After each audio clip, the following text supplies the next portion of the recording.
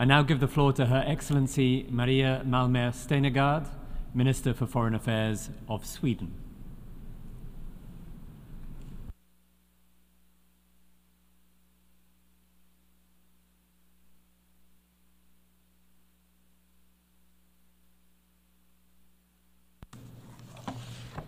Mr. President, Excellencies, we are gathered in this assembly while the world and this organization are facing major and existential challenges. We are gathered while we are witnessing an unprecedented number of armed conflicts, from Ukraine to Sudan, the Eastern Democratic Republic of Congo, and Gaza.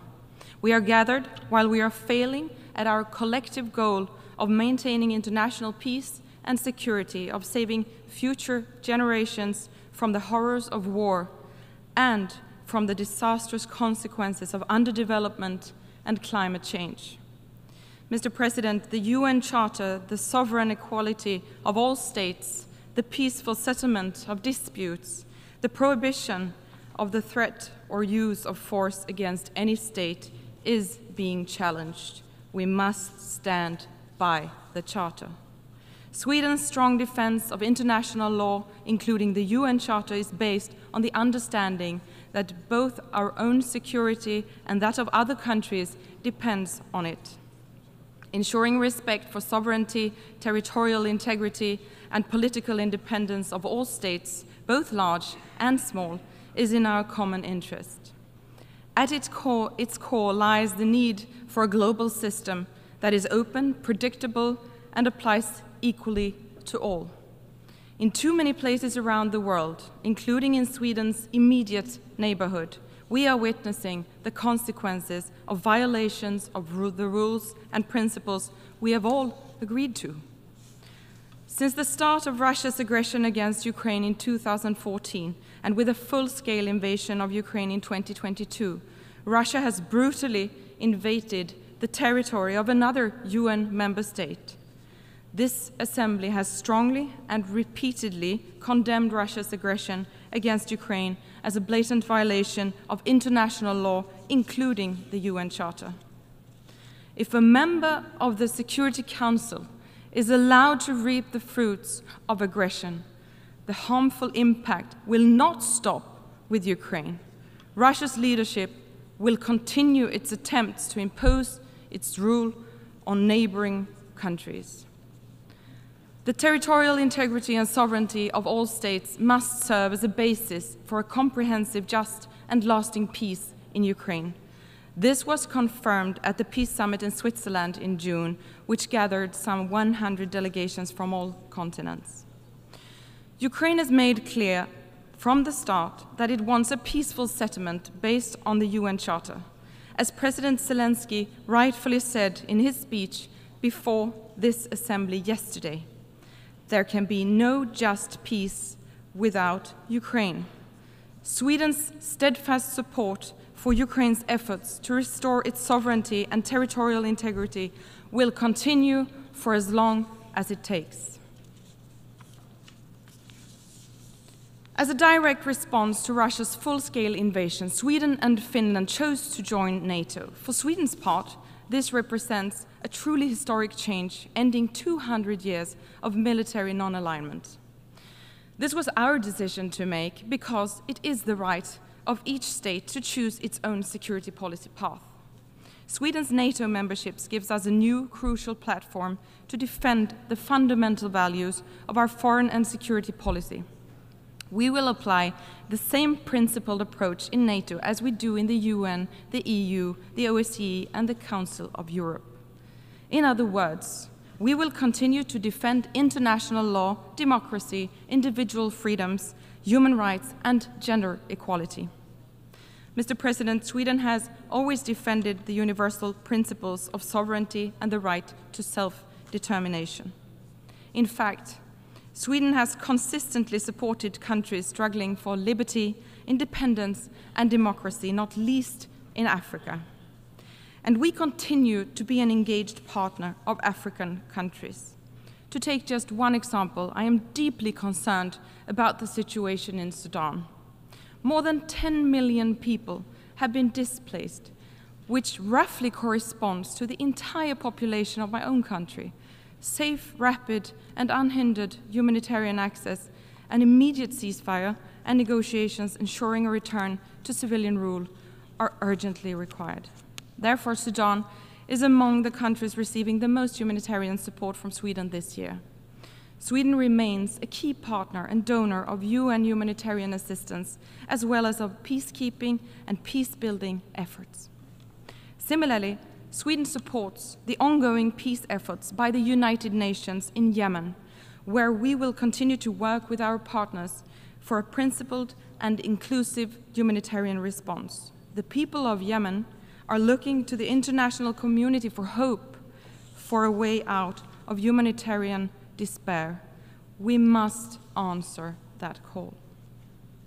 Mr. President, we are also faced with the threat of a regional war, the consequences of which no one can predict. My country's long-standing commitment to peace efforts in the Middle East dates back to 1948 and the efforts of UN mediator Folke Bernadotte. Today, Sweden is one of the largest core donors to UN agencies and other organizations working to mitigate the immense suffering of the civilian population of Gaza. At the same time, Sweden stands up for Israel's right to defend itself in accordance with international law, and we demand that the hostages be released. Israel is being threatened by Iran and its allies simultaneously on several fronts. Hezbollah's repeated attacks since October 8th have led to a dangerous military escalation. Sweden fully supports the efforts by the United States, France, and others to reach a diplomatic solution. A ceasefire would provide space for reaching a diplomatic settlement consistent with UN Security Council Resolution 1701, as well as the implementation of UN Security Council Resolution 2735 on a ceasefire in Gaza. In the longer term, Sweden, like the EU and the United States, believe in the idea of a two-state solution in which Israelis and Palestinians can live side by side in peace, freedom, and democracy. Mr. President, in order to address global challenges, we need to ensure that our aid helps to mobilize additional resources, not least private capital. Development assistance alone is not enough to build long-term wealth and welfare. It must go hand in hand with democracy, the rule of law, market development, trade, investments, and technology transfer. We see that clearly in the countries now leaving poverty behind. We must also redouble our efforts to achieve the 2030 Agenda. Sweden is one of the world's most generous donors of development assistance. Through our development assistance, we are accelerating the implementation of the Sustainable Development Goals. To achieve this, strong national ownership in partner countries and a broader approach to development cooperation among donors is needed. We must also step up the fight against corruption so that economic growth benefits the whole of society, not just a few. Mr. President, I can only note that women have been underrepresented as speakers this week at the general debate. Women make up 50% of the world's population, yet only 10% of speakers this week are women. There is, one could say, a lot of room for improvement in this regard. And I agree with the Secretary General that global opposition to gender equality is on the rise. That is why gender equality is a core value in Sweden's foreign policy. So let me say this, countries that stand up for women's and girls' rights are not only champions of freedom and human rights, they also benefit from broad labor market participation and economic growth. Respect for human rights, providing sexual and reproductive health and rights services, and empowering young women and girls are tangible contributions to advancing gender equality. This is what I want for the future of my daughter, Kaisa, and for the daughters of others too. Simply put, our free society must stand up against those who wish to exploit our freedom to restrict the freedom of others.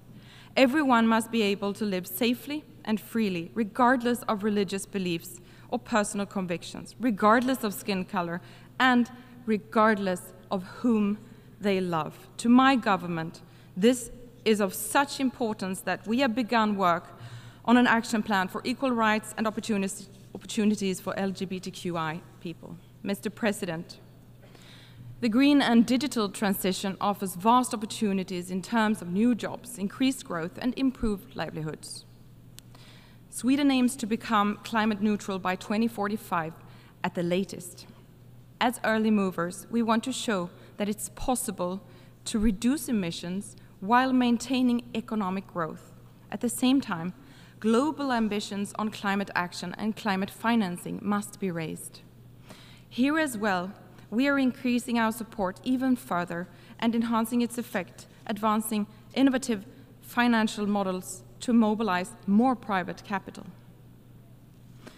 Mr. President, the many crises in our world today have shed a harsh light on the need for reforms of our multilateral system. We need global governance structures that can withstand the challenges of our time and that are resilient against malevolent attempts to undermine the UN Charter. Action, implementation, and follow-up must be our approach as we look forward and take stock of the Summit of the Future and the pact adopted there. The UN Security Council, the body entrusted with the ultimate responsibility to maintain international peace and security, must be effective, transparent, and accountable. Sweden supports a balanced expansion of the Security Council to better reflect current global political and economical realities. This can be achieved by such means as adding new permanent and non-permanent seats, including for African countries. Sweden also supports the ongoing reform processes in multilateral development banks to increase the effectiveness and scale of financing to achieve the Sustainable Development Goals and implement the Paris Agreement. Another area where strengthened global governance is essential is outer space. Modern societies are becoming more and more dependent on space services, and the space environment is becoming increasingly congested and contested. Sweden is strongly committed to preventing an arms race in outer space and safeguarding the use of space for peaceful purposes. This includes all states' full compliance with existing international law, including the Outer Space Treaty. We will continue to promote the development of norms and rules for responsible behavior in space. Together with Zambia, Sweden is proud to have co-facilitated the Global Digital Compact. Through this framework, all member states have committed to strengthen international cooperation to close digital divides between and within countries and to establish the governance required for a sustainable digital future, including on artificial intelligence. Rest assured, Sweden will continue to fulfill its responsibility and be an active, engaged, and constructive multilateral actor. We will continue to be a close and demanding partner to the UN. We will constructively demand more efficiency, more coherence, more impact, more innovation. This is how we will achieve our shared ambitions for the future together. Mr. President, this is a moment of major existential challenges, but we must not allow anything to stop us from defending the fundamental principles that form the foundation of this organization. It is true that there are areas where international law needs to be developed to meet new challenges.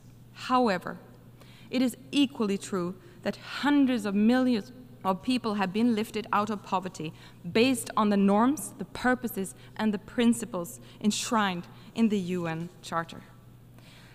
Global health and well-being have reached unprecedented levels. People across the globe are enjoying justice, peace, freedom, and prosperity at levels unimaginable to previous generations. It is a legacy to be proud of, one that we must do everything that we can to uphold. Thank you.